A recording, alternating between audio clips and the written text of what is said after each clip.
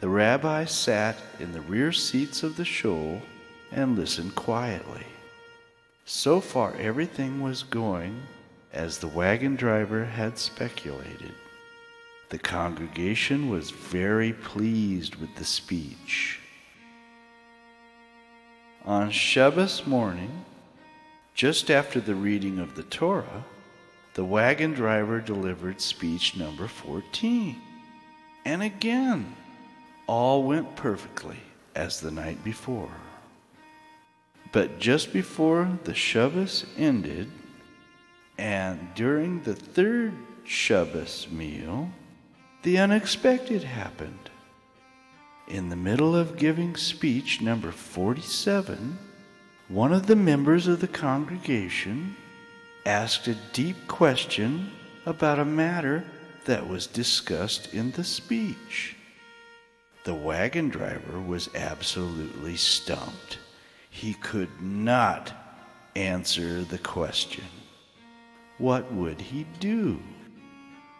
So, using a little bit of wit, he replied, You know, that question is so easy to answer that I think I will have my wagon driver answer it for you. And so the rabbi stood up and answered the question. The next day, after they had left the town, the wagon driver again stopped the wagon and said, Well, I guess I was wrong, wasn't I, Rabbi? Kinda looks that way to me, said the rabbi. And so, once again, they exchanged clothing and positions in the wagon. And never again did the wagon driver ever attempt to take for himself what was rightfully the rabbi's.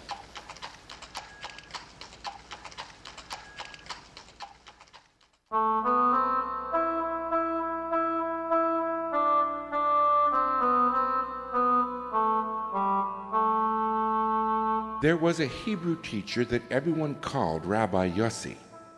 He lived alone in a little shack just outside of Chelm.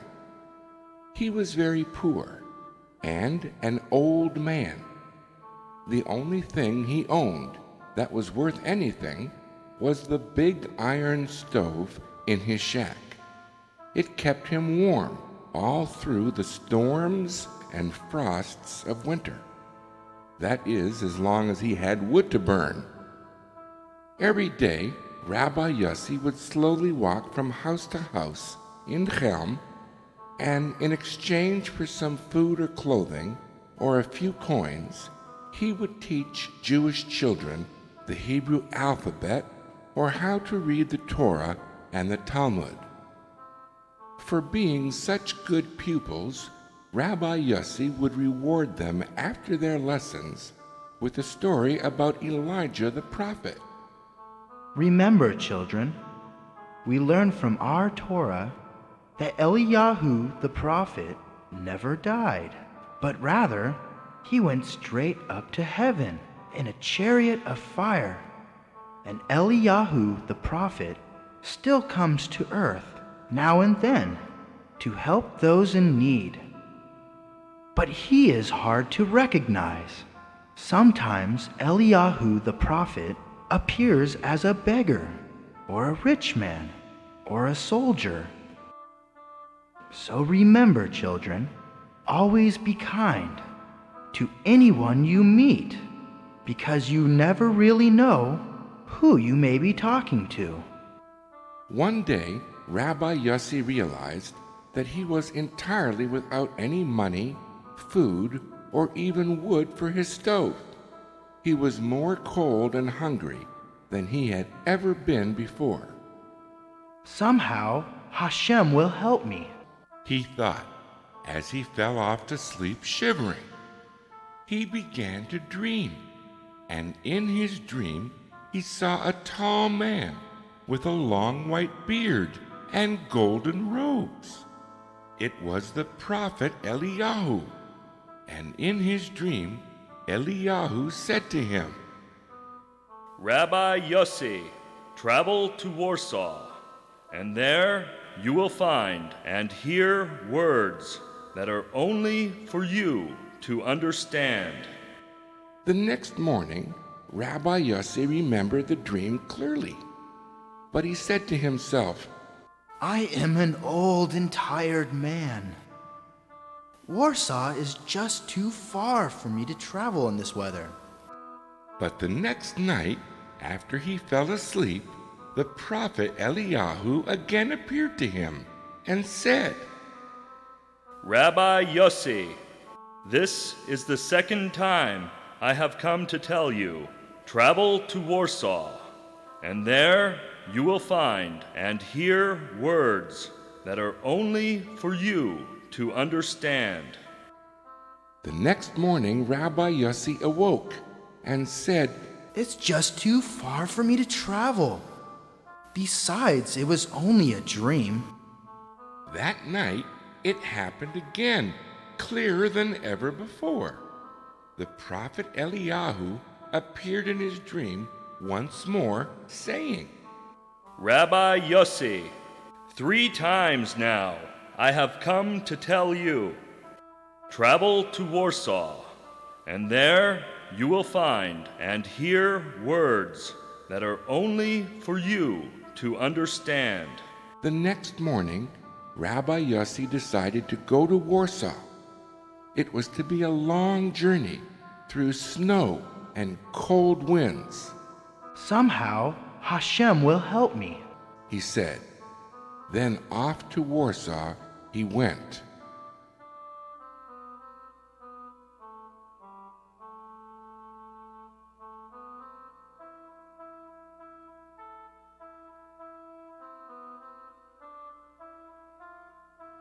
When he finally arrived in Warsaw, he stood in one place for a long time and realized that nothing was happening. He was very weak from cold and hunger. He had not 1 penny. Perhaps this is when and where I must die. He thought to himself. Suddenly, a Polish soldier appeared and said, Hey, old man, you have been standing here all day shivering. You do not look well at all. Come with me, and I will give you food to eat. We will become friends. Having no other option, Rabbi Yossi followed the Polish soldier to his home and ate. You are not from Warsaw, said the soldier. From where have you traveled? I live in a faraway little town you have never heard of, most likely. And why did you come all the way here in this bitter cold? The soldier asked. Well, I had a message in a dream to come here. A message in a dream? A message in a dream? And you put your very life in danger from a message in a dream? That seems rather foolish to me. Rabbi Yossi thanked the man for his generous food and prepared himself to return to Chelm when unexpectedly the Polish soldier began to speak again. Truth be told, I also have dreams. Why, just last night I saw a man wearing golden robes in my dream. And he said to me, if you ever go to a place called Chelm, you will find a man called Yossi. He has a treasure buried beneath his stove, under the floor. But unlike you, sir, I am smart. I entirely ignore my dreams. They are worthless and stupid. Thank you again for your hospitality, said Rabbi Yossi as he left and headed back to his home in Chelm.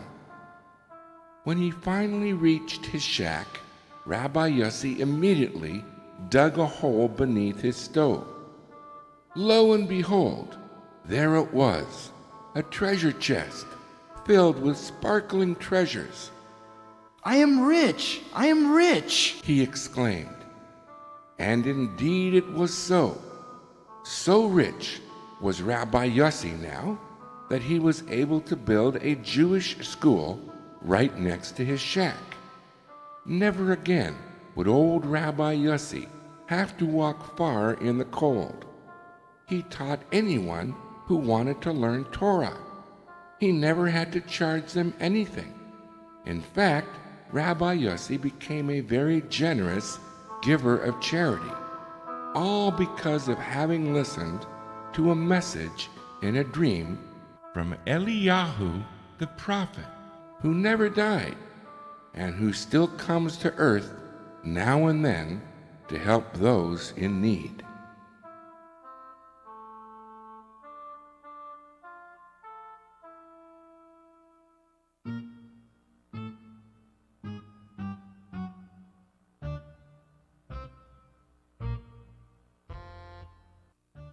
In Chelm, there lived a man called Moshe. He was very good at traveling and also very honest. So it was only natural that he was selected for an important job. He was asked to take many gold coins to a rabbi in another Polish city. So he got up on a horse and headed for his destination, eager to do this mitzvah. But trouble was waiting for him around a bend in the forest road.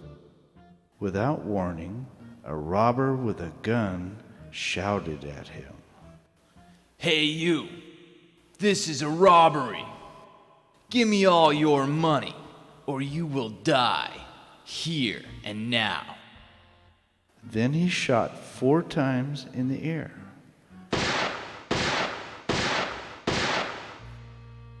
Well, Moshe was no dummy. Put your gun away. Don't shoot me. Of course I will give you all my money. Every last golden coin in this bag is yours. But don't shoot me. The sack of golden coins was handed to the robber.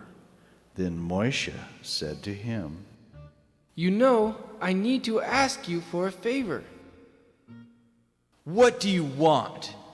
asked the robber. Would you please shoot a hole in my coat as I hold it out for you? So that way I can prove to the people in the town where I come from that I was indeed robbed and didn't steal the money myself, as they may suspect. Okay, hold out your coat, and I will shoot a hole in it. Then Moshe said to him, I am sorry to bother you, but would you please shoot a hole in my hat too, for the same reason? The robber replied, Since you have made me so very rich, why not? Hold out your hat. Are you happy now?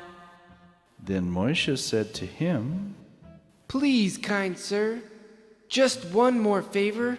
If you will also shoot a hole in my boot, then the people of my town will know for sure that my life was in real danger and that I didn't steal the money myself. Please? The robber squeezed the trigger, but nothing happened. I guess I am out of bullets. He said, Sorry, I can't help you. Out of bullets, huh? Well then, watch this. The fight was fast and over quickly.